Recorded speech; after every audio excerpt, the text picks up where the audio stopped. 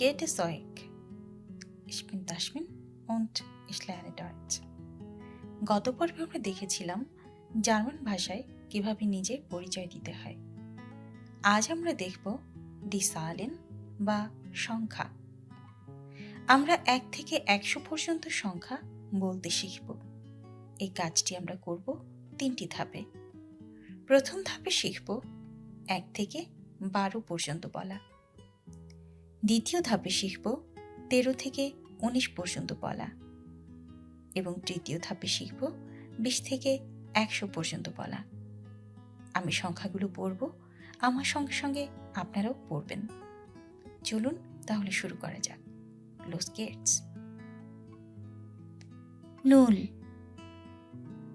1, 2, 3, 4, 5, 6, 7, 8, 9, 10, 11, 12. Noch einmal. 0, 1, 2, 3, 4, 5, 6,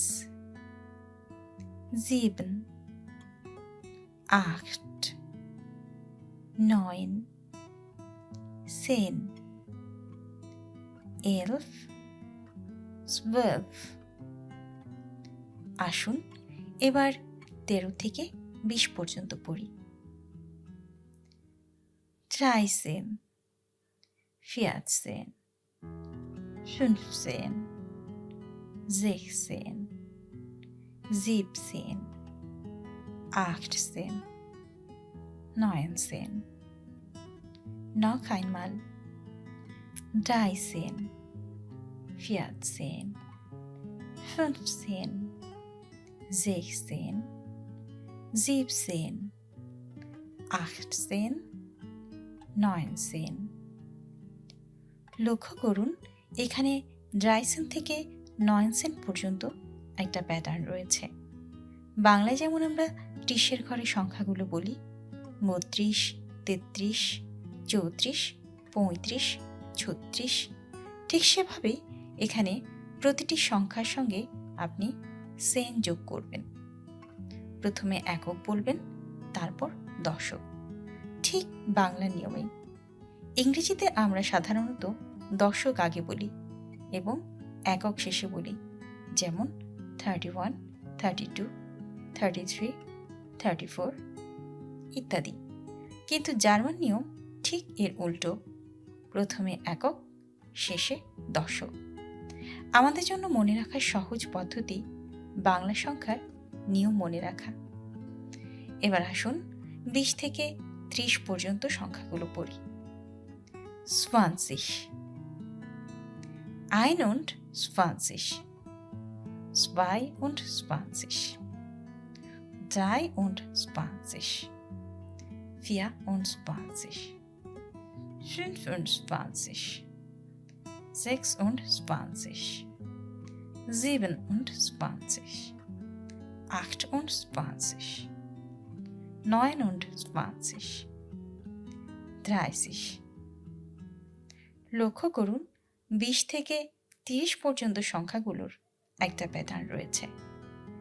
20 মানে 20। আমরা 19 পর্যন্ত লিখতে সবগুলোর সঙ্গে 20 যুক্ত করেছি এককের পরে উন্ট শব্দটি দিয়ে। উন্ট মানে অ্যান্ড বা বাংলায় এবং। 21 মানে আপনি বলতে চাচ্ছেন 1 এবং 20 মানে 21। 22 মানে আপনি বলতে চাচ্ছেন 2 এবং 20 মানে 22।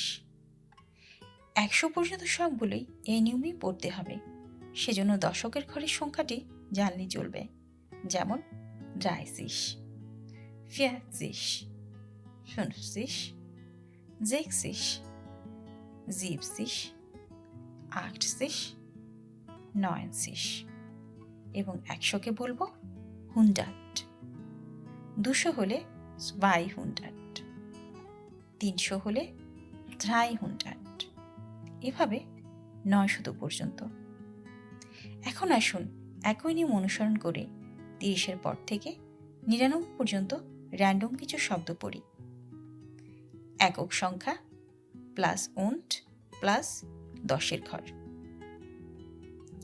37, এখানে একক হলো 7 বা জার্মানে 7 এবং দশকের ঘর হলো 30 কিংবা জার্মানে 30।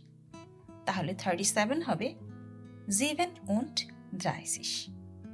ঠিক সেরকমভাবে 45, 45, 68, 68, 52, 52, 89, 89, 34, 34, 76, 76, 93, 93, 61, 61। মনে রাখবেন, জার্মানে ছোট ছোট শব্দ মিলে একটা বড় এবং নতুন শব্দ হয়, এবং নতুন শব্দটি লেখার সময় কোনো স্পেস ব্যবহার করবেন না।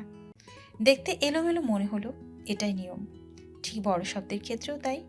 যেমন 2026-কে আপনি বলবেন 2026, 999-কে বলবেন 999। এবার এই প্রশ্নগুলোর উত্তর দিন তো। Wie alt sind Sie? Was ist deine Handynummer? আমাকে বলতে হবে না, আপনি নিজেকেই নিজে উত্তর দিন। আজ এই পর্যন্তই।